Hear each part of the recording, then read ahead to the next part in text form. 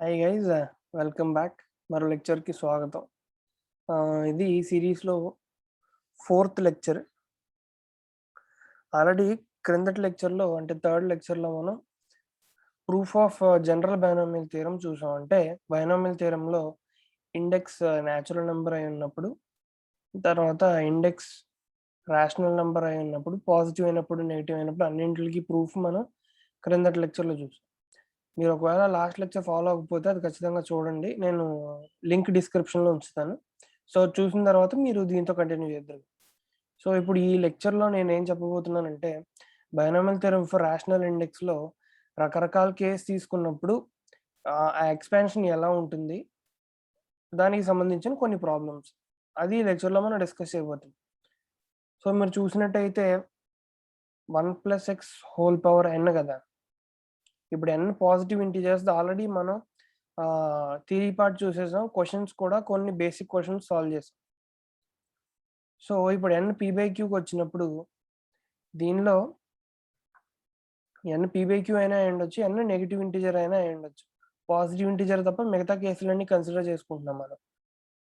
So ఇక్కడ నేను n negative integer అయినప్పుడు, n p/q అయినప్పుడు, n మైనస్ p/q అయినప్పుడు, తర్వాత ఈ x బదులుగా -x వచ్చినప్పుడు, ఈ కేసులన్నింటికి సంబంధించినప్పుడు మనకి ఎక్స్పాన్షన్ ఏ విధంగా వస్తుంది అనేది మనం డిస్కస్ చేసుకుందాం ఈ లెక్చర్లో. ఓకే, సో ఫస్ట్ స్టాండర్డ్తో మొదలు పెడదాం. స్టాండర్డ్ ఏంటి? కిందటి లెక్చర్లో మనం ప్రూవ్ చేసిన equation, binomial theorem for rational index. ఒకవేళ m కనుక రేషనల్ నెంబర్ అయితే, అంటే 1+x హోల్ పవర్ mలో ఈ ఇండెక్స్ కనుక రేషనల్ అయితే, రేషనల్ అంటే ఏ ఫామ్లో ఉండాలి? p/q ఫామ్లో ఉండాలి. q 0 అవ్వకూడదు, 1 అవ్వకూడదు. ఎందుకంటే q 0 అయితే p ఒకటే, అదే q 1 అయితే p ఒకటే మిగిలిపోతుంది, p/1. సో అది న్యాచురల్ నెంబర్ అయిపోతుంది. సో q 1 అవ్వకూడదు. అలానే q 0 అయితే ఏమవుతుంది? p/0 వస్తుంది. Anything by 0 is undefined. Anything by 0 is undefined. So క్యూకున్న కండిషన్ ఏంటి? ఇక్కడ 0 కానీ 1 కానీ అవ్వకూడదు. అలాగే ఎక్స్కున్న కండిషన్ ఏంటి? ఎక్స్ రియల్ నెంబర్లో ఏదైనా పర్వాలేదు. ఓకే, సో అప్పుడు దాని ఎక్స్పాన్షన్ ఏంటి? మనం కిందటి లెక్చర్లో ప్రూవ్ చేసింది 1+x whole power m equal to 1+m/1 factorial into x plus m into n-1 by m into m-1 by 2 factorial into x² plus and so on m into m-1 into m-2 into m minus of r plus 1 by r factorial into x power r and so on up to infinity terms. మనకు already తెలిసిందేంటి? n ఒకవేళ index కనుక positive integer లేదా natural number అయితే టోటల్గా n+1 terms ఉంటాయి ఎక్స్పాన్షన్లో. అదే ఇలా కాకుండా వేరే ఏ కేస్ అయినా ఇన్ఫైనైట్ టర్మ్స్ ఉంటాయి. ఓకే, సో ఇప్పుడు ఈ ఫస్ట్ టర్మ్ 1 అలా ఉంచేస్తే మిగతా వాటిలన్నింటినీ సమ్మేషన్ కింద రాసుకోవచ్చు. r from 1 to infinity m into m-1 into m-r plus 1 by r factorial into x power r. So ఇది స్టాండర్డ్ ఏంటి? న్యూమరేటర్లో ఉన్న m, డినామినేటర్లోనేమో పాజిటివ్ x 1, అదే డినామినేటర్ అంటున్నాను, బ్రాకెట్లో ప్లస్ x ఉన్నప్పుడు స్టాండర్డ్గా ఇలా రాసుకుంటాం. ఇప్పుడు దీనిలో కేసెస్ చూద్దాం. First case negative integral index. అంటే ఇండెక్స్ ఇంటీజరే కానీ నెగిటివ్ నెంబర్. సో ఇప్పుడు ఇండెక్స్ m కదా, దాన్ని -n అనుకుందాం. ఇక్కడ n positive integer, so -n అంటే m negative integer. Okay, plus వీటిలన్నింటిలోనూ ముఖ్యంగా ఉండే కేసు ఏంటి? (x <1) అవ్వాలి. అప్పుడే ఈ ఎక్స్పాన్షన్స్ అన్ని వ్యాలిడ్ అవుతాయి. 1+x హోల్ పవర్ -m అయినా -n అయినా హోల్ పవర్ p/q అయినా ఏమైనా ఈ స్టాండర్డ్ బైనామియల్ ఎక్స్పాన్షన్స్ అన్ని వ్యాలిడ్ అయ్యేవి మాడ్యులస్ ఆఫ్ x <1 అయినప్పుడు. ఓన్లీ n న్యాచురల్ నెంబర్ అయినప్పుడే x రియల్ నెంబర్స్లో ఏవైనా అవ్వచ్చు. ఓకే, కానీ n కనుక నెగిటివ్ ఇంటిజర్ అయినా లేదా రేషనల్ నెంబర్ ఫామ్లో ఉన్న మాడ్యులస్ ఆఫ్ x <1 కండిషన్ అయినప్పుడే ఈ ఎక్స్పాన్షన్స్ అన్ని వ్యాలిడ్ అవుతాయి. సో ఈ కండిషన్ ఒకటి ఉంది. ఈ కండిషన్ కాకుండా మిగతాది ఏం తీసుకున్నాం మనం? m అనేది నెగిటివ్ ఇంటిజర్ అని తీసుకున్నాం. సో ఇప్పుడు m ప్లేస్లో -n సబ్స్టిట్యూట్ చేయాలంతే. సో ఇక్కడ m ప్లేస్లో -n సబ్స్టిట్యూట్ చేసాం. ఇక్కడ సెకండ్ టర్మ్ యాక్చువల్గా మనం కిందటి పేజ్లో చూస్తే సెకండ్ టర్మ్ ఏంటి? m into m-1 by 2 factorial కదా. ఇప్పుడు m బదులుగా మనం ఏం పెట్టాం, మైనస్ n పెట్టాం. Minus n into minus n minus 1/2 factorial into x square. So minus ఈ రెండింటిలోనూ మైనస్ కామన్ తీస్తే ఏమవుతుంది, మైనస్ ఆఫ్ n ప్లస్ 1 వస్తుంది. So minus into minus plus. So మిగిలిపోయేది ఏంటి, n into n plus 1/2 factorial into x square మిగిలిపోయింది. So okay, మీకు అర్థమైంది అనుకుంటా. ఇప్పుడు ఎక్స్ క్యూబ్ టర్మ్ ఏమొస్తుంది మనకి, n into n plus 1 into n plus 2/3 factorial into X cube వస్తుంది. కానీ ఇక్కడ మైనస్ n, దీనిలో ఒక మైనస్ కామన్ వస్తుంది ఈ టర్మ్లో ఇంకో మైనస్ కామన్ వస్తుంది. Minus into minus into minus minus మిగిలిపోతుంది ఎదర, అందుకని నేను ఇక్కడ మైనస్ రాశాను మీరు గమనిస్తే. ఓకే, సో అలాగే ఆర్త్ టర్మ్ మన general term r plus 1th term కనుక రాయాలంటే ఈ టర్మ్స్ అన్నింటిలోంచి వచ్చిన మైనస్ కామన్ ఇక్కడ ఏమవుతుంది, -1/r అవుతుంది. డినామినేటర్లో r ఫ్యాక్టోరియల్ ఉంటుంది, ఇక్కడ x పవర్ r ఉంటుంది, and so on up to infinity. So ఇది 1 + x⁻⁻n కి ఎక్స్పెన్షన్. దీన్ని కూడా మనం సమ్మేషన్ కింద రాసుకోవచ్చు. r 0 నుంచి ఇన్ఫినిటీ అయినప్పుడు -1/r, ఈ కోఎఫిషియంట్ ని ఇక్కడ వీడు ఏ రకంగా రాశాడు, n + r-1 cr అని రాశాడు. సో ఇది ఎలా వస్తుంది, ఒకవేళ మీరు ఈ ఆర్త్ టర్మ్ కొన్న కోఎఫిషియంట్ కన్సిడర్ చేసుకోండి. n into n + 1 into n + 2 and so on n + r-1 divided by r factorial into x power r. వీటిలన్నింటిలోనూ పెద్ద టర్మ్ ఏంటి, ఇదే n + r-1 అన్నింటికన్నా పెద్దది. ఇలా తగ్గుతూ వచ్చి n + 2 n + 1 n న్యూమరేటర్లో. సో మనం n-1 ఫ్యాక్టోరియల్ న్యూమరేటర్లోను n-1 ఫ్యాక్టోరియల్ డినామినేటర్లోను మల్టిప్లై చేసుకున్నాం అనుకో, ఈ టోటల్గా న్యూమరేటర్లో ఉన్నదంతా ఏమైపోతుంది, n + r-1 ఫ్యాక్టోరియల్ అయిపోతుంది. ఎందుకంటే n + r-1, n + r-2, n + r-3 and so on n + 2 n + 1 n వరకు ఉండేది. మనం n తర్వాత మిగతా n-1 ఫ్యాక్టోరియల్ కూడా మల్టిప్లై చేస్తాం న్యూమరేటర్లో. డినామినేటర్లో కూడా ఒకటి ఉంచుకున్న, క్యాన్సిల్ అయితే మనకి ఎగ్జాక్ట్ ఎక్స్ప్రెషన్ మిగిలిలాగా. సో ఇప్పుడు న్యూమరేటర్లో ఉండే టర్మ్ మొత్తం n + r-1 ఫ్యాక్టోరియల్ అయిపోయింది. ఇప్పుడు డినామినేటర్లో ఈ n-1 ఫ్యాక్టోరియల్ని కనుక గమనిస్తే n-1ని మనం ఎలా రాసుకోవచ్చు, n + r-1 - r కింద రాసుకోవచ్చు. ఓకే, సో ఇక్కడ r క్యాన్సిల్ అయితే మళ్ళీ మనకి n-1 మిగులుతుంది. సో డినామినేటర్లో మీకు ఏం మిగిలింది, r factorial into n + r-1 - r factorial. So ఇప్పుడు ఈ మొత్తాన్ని గమనిస్తే మీకు ఎలా ఉంది, ఏ ఫామ్లో ఉంది, n factorial by n - r factorial into r factorial ఫామ్లో ఉంది. అదే దేనికి ఫార్ములా, ఎన్సిఆర్కి ఫార్ములా. సో దాన్ని ఇక్కడ ఉపయోగిస్తే మనకి n బదులుగా మనకి ఇక్కడ ఏముంది, n + r-1 ఉంది, r బదులుగా r ఉంది. సో ఈ మొత్తం కోఎఫిషియంట్ అంతా n + r-1 crకి ఈక్వల్ అవుతుంది. ఇంకా మిగిలింది ఏంటి, x పవర్ rని అలాగే రాసేసుకుంటాం. సో ఇది 1 + x⁻⁻n కి. సో ఇప్పుడు నెగిటివ్ ఇంటిగ్రల్ ఇండెక్స్ అలాగే ఉంచేసి x బదులుగా కనుక -x ఉందనుకో ఇక్కడ, అంటే ఇక్కడ మధ్యలో ప్లస్ కాకుండా మైనస్ ఉందనుకో, ఈ ఎక్స్ప్రెషన్ ఎలా మారుతుందనే చూద్దాం. ఓకే, సో ఇప్పుడు ఇండెక్స్ నెగిటివ్ ఇంటిజరే ఉంది, కానీ ఇక్కడ x బదులుగా -x ఉంది. సో కిందటి ఈ పేజ్లో ఉన్న ఎక్స్పాన్షన్లోనే, ఇక్కడున్న ఎక్స్పాన్షన్లో మనం జస్ట్ ఏం చేయాలి, x బదులుగా -x పెట్టుకోవాలి. సో నేను అదే చేస్తున్నాను. సో ఇక్కడ x బదులుగా -x పెడితే ఈవెన్ టర్మ్స్ అన్నింటికి -x² -x⁴ ఈవెన్ టర్మ్స్ అంటున్నాను. ఈవెన్ పవర్స్ ఉన్న అన్నింటికి -x² -x⁴ అలాగా ఈ మైనస్ అనేది మళ్ళీ ప్లస్ అయిపోతుంది. కానీ ఆడ్ పవర్స్ ఉన్నది అంటే 1, 3 ఇలా ఉన్న వాటిలన్నింటికి ఇంకో సైన్ ఎక్స్ట్రా నెగిటివ్ వస్తుంది. ఆల్రెడీ ఆడ్ పవర్స్ అన్నింటికి ఆల్రెడీ ఒక నెగిటివ్ ఆల్రెడీ ఉండేది, ఇప్పుడు ఇంకో నెగిటివ్ వచ్చింది, ఆ నెగిటివ్ కలిసి పాజిటివ్ అయిపోతుంది. సో ఇప్పుడు ఆడ్ టర్మ్స్లో మీరు ఇక్కడ గమనిస్తే, ప్రీవియస్ ఎక్స్ప్రెషన్లో కనుక గమనిస్తే ఆడ్ టర్మ్స్ అన్ని నెగిటివ్ సైన్స్తో ఉండేవి. ఓకే, ఫస్ట్ ఆడ్ టర్మ్స్ అంటే పవర్ ఆడ్ ఉన్నవి అన్ని నెగిటివ్ సైన్స్తో ఉండి, ఇప్పుడు x బదులుగా -x పెట్టుకుంటే ఈ మైనస్ క్యాన్సిల్ అయిపోయి ప్లస్సే ఉంటుంది. సో ఇప్పుడు 1 minus x whole power minus n ఎక్స్పాన్షన్లో అన్ని టర్మ్స్ పాజిటివ్ సైన్తోనే ఉంటాయి. ఎందుకంటే ఈ మైనస్ ఎక్స్ ఉన్నది ఆల్రెడీ, ఈ మైనస్ ఉన్నది, ఆ రెండు క్యాన్సిల్ అయిపోతాయి ఆడ్ పవర్స్ ఉన్న టర్మ్స్లో.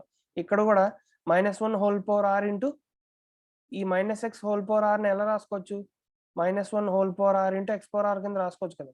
సో ఈ -1 హోల్ పవర్ ఆర్, ఈ -1 whole power r, -1 whole power 2r అయిపోతుంది. 2r అనేది ఈవెన్ కదా, -1 power anything even is +1. So ఇప్పుడు ఫైనల్గా చూస్తే మనకు వచ్చే ఎక్స్ప్రెషన్ ఎలా ఉంటుంది, 1 into n/1 factorial into x plus n into n+1/2 into x square plus and so on n into n+1 into n+2 and so on by r factorial into x power r. So దీన్ని కూడా మనం only కింద టర్మ్లో -1 whole power are extra ఉండేది, దీనిలో అది ఉండదు అంతే, మిగతా సేమ్ జనరల్ టర్మ్ ఈ ప్రీవియస్ దానిలాగే. ఇక్కడ ఓన్లీ -1 హోల్ పవర్ ఆర్ మనకి ఎక్స్ట్రా ఉండేది, ఇక్కడ ఎక్స్ బదులుగా -x పెట్టుకోవడం వల్ల అది మొత్తానికి క్యాన్సిల్ అయిపోయింది, +1 అయిపోయింది. సో ఇది న్యాచురల్ నెగిటివ్ ఇంటిజర్ కేసులో మనం +x ఉన్నప్పుడు -x ఉన్నప్పుడు రెండు చూస్తాం. ఓకే, సో ఇప్పుడు నెగిటివ్ ఇంటిజర్ తర్వాత మనకు ఉండే కేసు ఏంటి, rational number p/q form. So ఇక్కడ మనం ఏం కన్సిడర్ చేసుకుంటున్నాం, m = p/q. pq రెండు పాజిటివ్ ఇంటిజర్స్. ఓకే, pq రెండు పాజిటివ్, q అనేది 0 అవ్వకూడదు 1 అవ్వకూడదు, అప్పుడు మనకి ఇది వ్యాలిడ్ రేషనల్ నెంబర్ అవుతుంది. (x <1) ఇందాక మనం డిస్కస్ చేస్తున్నాం కదా, అది ఎప్పుడు సాటిస్ఫై అయితే కానీ ఎక్స్పాన్షన్ సాటిస్ఫై అవుతుంది. సో నథింగ్ బట్ మీరు 1 + x whole power n 1 + x whole power mకి జనరల్ ఫార్ములా చూసారు ఫస్ట్ స్లైడ్. జస్ట్ ఆ m బదులుగా ఇక్కడ వీళ్ళు p/q పెట్టుకున్నారు అంతే, right.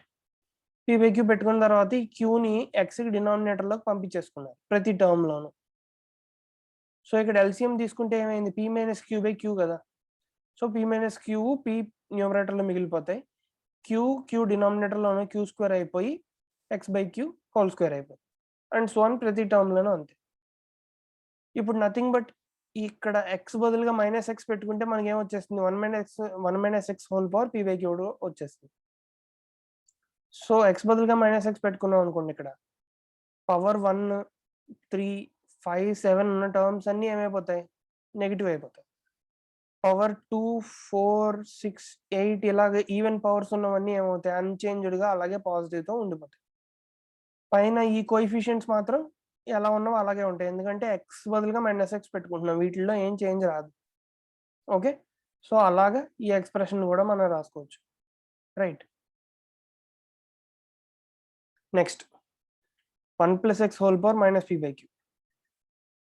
Already 1 + x whole power -nకి మనం ఇందాక రాసుకున్నాం, జస్ట్ ఆ n బదులుగా p/q సబ్స్టిట్యూట్ చేస్తాం, మనకి ఎక్స్పాన్షన్ వస్తుంది. ఈ వచ్చిన ఎక్స్పాన్షన్లో x బదులుగా -x పెట్టామనుకోండి, మనకి ఈ ఎక్స్పాన్షన్ వస్తుంది. 1 + x హోల్ పవర్ p/qలో x బదులుగా -x పెడితే మనకి ఈ ఎక్స్పాన్షన్ వస్తుంది. ఇప్పుడు నేను మీ అందరినీ అడిగేది ఏంటంటే, ఇప్పుడు ఈ 4 ఈక్వేషన్స్ని ఒక పేజ్లో రాసుకోండి. నేనంటే ఇక్కడ రాయలేదు, మీరు 4 ఈక్వేషన్స్ అంటే 1 + x whole power p/q, 1 + x whole power -p/q, 1 - x whole power p/q, 1 - x whole power -p/q, ఈ 4 వరుసగా రాసుకుని వాటిల్లో సిమిలారిటీస్ ఏమున్నాయి, డిస్సిమిలారిటీస్ ఏమున్నాయి అబ్జర్వ్ చేయండి. అబ్జర్వ్ చేస్తే మీరు అబ్జర్వ్ చేసినట్టయితే 1 - x హోల్ పవర్ p/qలోను 1 + x హోల్ పవర్ -p/qలోను వీటిలన్నింటిలో ఆల్టర్నేటివ్గా పాజిటివ్ నెగిటివ్ వస్తాయి. అదే మీరు 1 + x whole power p/q 1 - x whole power -p/q వీటిలో ఎక్స్పాన్షన్లో అన్ని పాజిటివ్ సైన్సే వస్తాయి టర్మ్స్కి. అలాగే 1 + x whole power p/q 1 - x whole power p/q ఈ రెండు ఎక్స్పాన్షన్లోను మనకి న్యూమరేటర్లో కోఎఫిషియంట్లో ఎలాంటి టర్మ్స్ వస్తాయి, p × p - q × p - 2q అలా వస్తాయి అండ్ సో ఆన్. కానీ 1 + x whole power -p/q 1 - x whole power -p/q వీటిల్లో p + q p + 2q అలా వస్తాయి ఆ న్యూమరేటర్లో ఉన్న టర్మ్స్. ఓకే, వీటిని నేను ఎలా షార్ట్ కట్లో గుర్తుపెట్టుకుంటానంటే, మీరు ఇక్కడ చూసినట్టయితే ఎక్స్కి సైన్ ఏముంది, నెగిటివ్ ఉంది కదా. పీ ప్లస్ క్యూకి సైన్, పీవై క్యూకి సైన్ పాజిటివ్ ఉంది కదా. Negative into positive negative. Okay, దీన్ని కూడా చూసుకోండి. ఎక్స్కి సైన్ ఏముంది, పాజిటివ్. పీవై క్యూకి sign negative. Positive into negative మళ్ళీ నెగిటివ్. సో ఇక్కడ నెగిటివ్ ఉంది కాబట్టి ఆల్టర్నేటివ్గా పాజిటివ్ నెగిటివ్ సైన్స్ వస్తాయి మన ఎక్స్పాన్షన్లో. నేను అలా గుర్తుపెట్టుకుంటాను మామూలుగా. మీరు ఈ సెకండ్ కేసులో చూసినట్టయితే ఎక్స్కి కోఎఫిషియంట్ పాజిటివ్, ఎక్స్కి సైన్ పాజిటివ్, పీ/క్యూకి sign positive. Positive into positive positive. ఇక్కడ ఎక్స్కి సైన్ నెగిటివ్, పీ/క్యూకి sign negative. Negative into negative positive. Okay, అర్థమైంది కదా. నేనైతే ఇలా గుర్తుపెట్టుకున్నాను. మామూలుగా కాన్సెప్చువల్గా మీరు వీటిని ఎంత లాజికల్గా అర్థం చేసుకుంటే మీకు ఎదరికి వెళ్ళి కొద్దీ మీకు అంత ఈజీ అవుతుంది. ఓన్లీ బై హార్ట్ చేయడం వల్ల ఎదరికొచ్చి కొద్దీ కన్ఫ్యూజన్ పెరిగిపోతుంది మీరు కాంపిటేటివ్ ఎగ్జామ్స్లో సాల్వ్ చేసేటప్పుడు. కానీ ఓకే, గుర్తుపెట్టుకుంటే కూడా మంచిదే, మనకి ఈజీగా క్వశ్చన్స్ సాల్వ్ అయిపోతాయి. సో ఇప్పుడు సెకండ్ కండిషన్ చూడండి. దీనిలో ఇండెక్స్ పాజిటివ్ ఉన్నప్పుడు ఇక్కడ కోఎఫిషియంట్స్లో నెగిటివ్ వస్తుంది మధ్యలో. ఇండెక్స్ నెగిటివ్ ఉన్నప్పుడు కోఎఫిషియంట్స్ మధ్యలో పాజిటివ్ వస్తుంది. దీన్ని ఎలా గుర్తుపెట్టుకోవచ్చు. ఓకే, సో ఇప్పుడు 1+x² p/qకి r+1th term general term ఇలా రాసుకోవచ్చు కదా. ఆల్రెడీ మీరు ఇందాకే చూసారు ఎక్స్పాన్షన్లో. ఇది r+1th టర్మ్. సో ఇప్పుడు మనము ఈ 4 ఎక్స్పాన్షన్స్ ఏ విధంగా వస్తాయి, వాటిలో జనరల్ టర్మ్స్ ఏంటి, వాటిలో కోఎఫిషియంట్స్ ఎలా ఉంటాయి, అవన్నీ చూసాం. సిమిలారిటీస్, డిస్సిమిలారిటీస్. సో ఇప్పుడు మనం కొన్ని సమ్స్ సాల్వ్ చేయడం వల్ల మనకి ఇంకొంచెం క్లారిటీ వస్తుంది. సపోజ్ ఇఫ్ 4 - 3x పవర్ 4/5 అని ఒక సమ్ ఇచ్చారు. ఇచ్చి దీనిలో modulus of x less than 1 కనుక మనం కన్సిడర్ చేస్తాం. సో ఈ క్వశ్చన్కి x ఏ రేంజ్లో ఉండాలని అడుగుతున్నారు ఫస్ట్. తర్వాత tr+1 జనరల్ టర్మ్ రాయమంటున్నారు ఈ ఎక్స్పాన్షన్కి. తర్వాత ఈ ఎక్స్పాన్షన్లో సపోజ్ 10th టర్మ్ అనుకోండి, 10th టర్మ్ కనుక్కోమంటున్నారు. ఓకే, సో ఫస్ట్ మనం ఏం చేయాలి, ఇది 4 - 3x పవర్ 4/5 అనే ఫామ్లో ఉంది.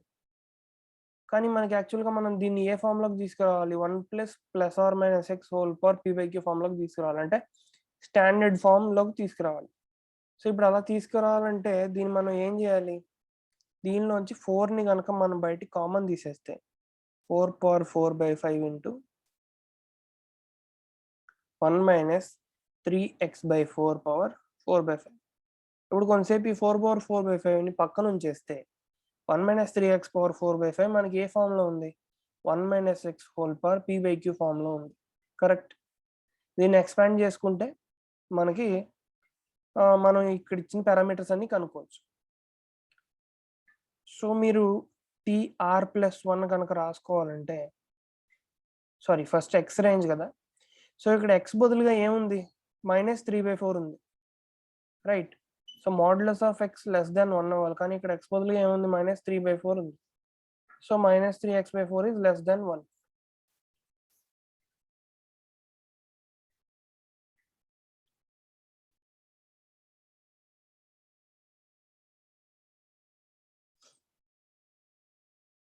సో ఇక్కడ మనకి ఇచ్చిన మామూలుగా మనకి స్టాండర్డ్గా మాడ్యులస్ x లెస్ దాన్ 1 అవ్వాలి, కానీ ఇచ్చిన కేసులో x బదులుగా ఏముంది, 3x/4 ఉంది. So mod 3x/4 is less than 1. ఇక్కడ మైనస్ ఎలాగా మాడ్యులస్లో ప్లస్ అయిపోతుంది, మనం సైన్ కన్సిడర్ చేయక్కర్లేదు.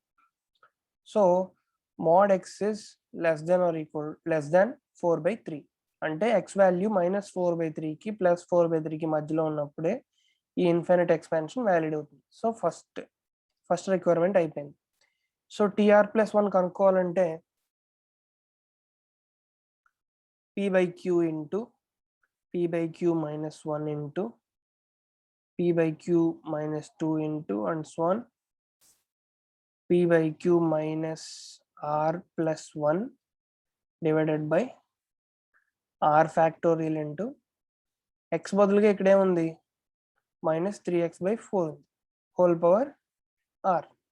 ఓకే, సో ఇక్కడ జనరల్ టర్మ్ ఏమవుతుంది, minus 1 power r into 4 into 4 minus 5 into 4 minus 10 and so on. 4 minus 5 into r minus 1 divided by r factorial into 3x by 20 power r. ఎందుకంటే ఇక్కడ డినామినేటర్లో ఉన్న 5s అన్నింటిని ఇక్కడ డినామినేటర్లోకి తీసుకొచ్చేసాం. Already మనం పివైక్యూ expansion చేసినప్పుడు మీరు ఆల్రెడీ చూసారు, x by q whole power r కింద రాసుకున్నారు కదా. ఇక్కడ కూడా నేను అలాగే రాసుకున్నాను. ఈ ఎక్స్ ఈ క్యూని ఈ డినామినేటర్లోకి తీసుకొచ్చేస్తే 5 4 సార్ ఏమవుతుంది, 20 అవుతుంది. సో ఆల్రెడీ ఇక్కడ -1ని మనం విడిగా -1 హోల్ పవర్ ఆర్ అని రాసుకున్నాం. సో 5 4 సార్ 20, 3x by 20 whole power r. ఇది జనరల్ టర్మ్. ఓకే, మనకి ఇక్కడ ఏం అడుగుతున్నాడు, 10th టర్మ్ అడుగుతున్నాడు. సో 10th టర్మ్ అంటే t9 + 1 కదా. Okay, so -1 whole power 9 into 4 into 4 minus 5 into 4 minus 10 and so on. ఇప్పుడు r minus 1 అంటే ఎంత, r 9. సో r minus 1 అంటే 8. ఓకే, సో 4 minus 5 into 8 ఈ టర్మ్ అంటే 4 minus 40. సో ఇది 4 minus 40 వరకు ఇలా వస్తుంది. వచ్చి కింద r బదులుగా 9 కదా, 9 factorial into 3x by 20 whole power 9. ఇది 10th టర్మ్ అవుతుంది.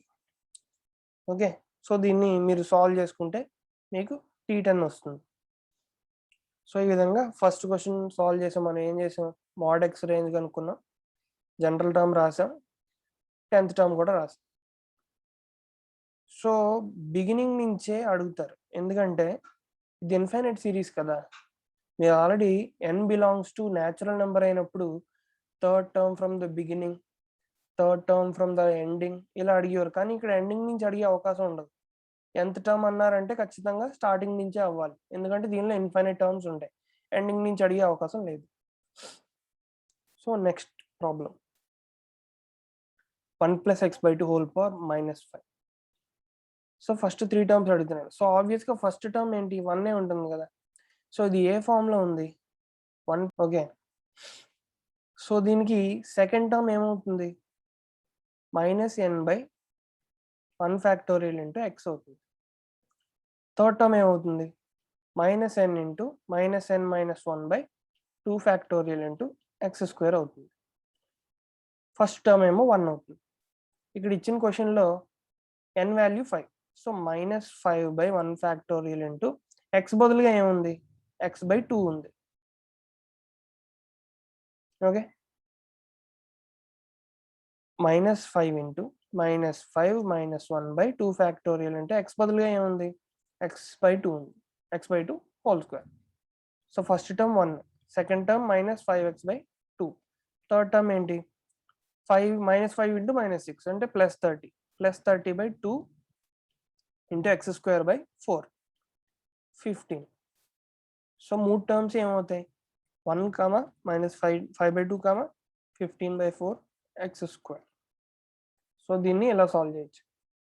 ఓకే, సో మీకు ఇవి రాసుకోవడం మీకు అలవాటు అవ్వాలి. మీకు ఒక ఎక్స్ప్రెషన్ చూడగానే అది ఎలా అవుతుంది అనేది మీకు కాన్సెప్చువల్గా మీకు మైండ్లో గుర్తుంటే మీరు ఈజీగా ఈ సమ్స్ని సాల్వ్ చేయగలరు.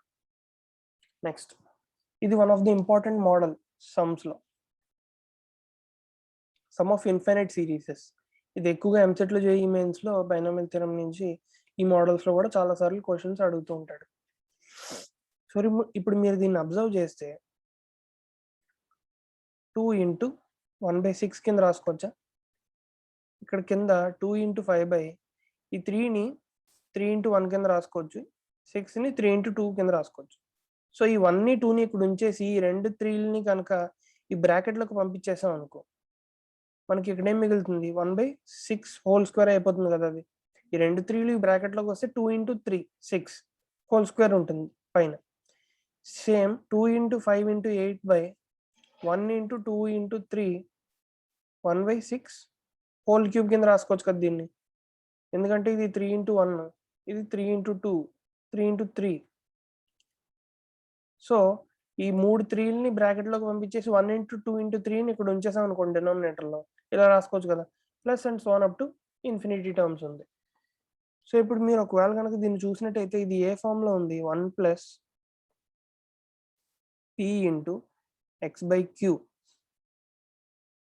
Plus p into p plus q by 2 factorial into x by q whole square plus p into p plus q into p plus 2q divided by 3 factorial into x by q whole cube plus and so on up to infinity.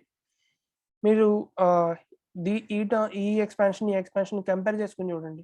p బదులుగా ఏ value ఉంది, 2 ఉంది. So p plus queue బదులుగా ఏ value ఉంది, 5 ఉంది. అంటే queue value ఏంటి, 3 కదా. x by queue బదులుగా ఏముంది, 1/6 ఉంది. ఆల్రెడీ క్యూ వాల్యూ 3 అని తెలుసు. So x by 3 is equal to 1/6 అంటే x ఈక్వల్ టు 1/2. ఇప్పుడు దీని ఎక్స్పాన్షన్ ఏంటి, ఇది దేనికి ఎక్స్పాన్షన్, మీరు గమనిస్తే అన్ని టర్మ్స్ పాజిటివ్ ఉన్నాయి. p into p plus q ఫామ్లో ఉంది. ఓకే, అన్ని టర్మ్స్ పాజిటివ్ ఉండి p into p plus q ఫామ్లో ఉంటే అది దేనికి ఎక్స్పాన్షన్, దీనికి చూడండి కావాలంటే. అన్ని టర్మ్స్ పాజిటివ్ ఉన్నాయి, p into p plus q ఫామ్లో ఉంది.